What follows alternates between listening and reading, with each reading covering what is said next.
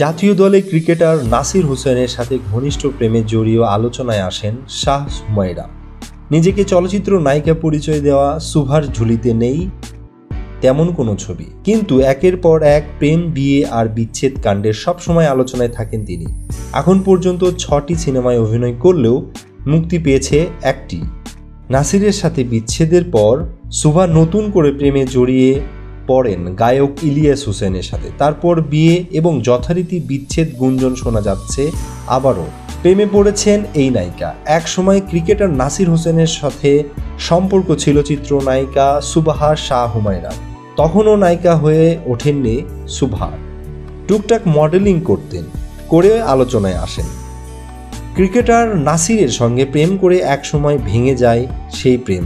নাসিরের হিসাব নিকাশ শেষ হলেও সুভা খোলেন নতুন হিসেব। সেখানে যোগ হয় নতুন প্রজন্মের গায়ক ইলিয়াস হোসেনের নানান নাটকীয়তা শেষে 2021-এ 1 ডিসেম্বর পারিবারিক আয়োজনে ইলিয়াসকে বিয়ে করে সংসার পাতেন ক্রিকেটার নাসিরের সাবেক স্ত্রী সুবাহা শাহ হুমায়রা। সেটি অবশ্য জানা যায় সোশ্যাল মিডিয়া ফেসবুকের মাধ্যমে। সেখানে গায়ে হলুদের ছবি পোস্ট করে জানিয়েছেন, কিন্তু 2 মাস না যেতেই শোনা যায় ডিভোর্সের কথা। কারণ যৌতুকের নির্যাতনের অভিযোগ এনে ইলিয়াসের বিরুদ্ধে মামলা করেন এই অভিনেত্রী। শেষ পর্যন্ত ডিভোর্স হয়ে গেছে। তবে এটি সুভার প্রথম বিয়ে হলেও ইলিয়াসের 3য় বিয়ে। সোশ্যাল মিডিয়াতে সুভা লিখেছেন, একজন সুদর্শন পুরুষের চেয়ে একজন যত্নশীল পুরুষ উত্তম। এই বিষয়ে তিনি আরও লেখেন যে, কোনো একটা সিদ্ধান্ত নিন, ভালোবাসবেন, ভালোবাসতেন নাকি ভালোবাসেন, গালাগাল করতেন নাকি গালাগালি করবেন, আবার প্রাক্তনদের গালাগালি দিবেন, তা তো হয় না। যে কোনো একটা করে নিজের সম্মান রাখেন।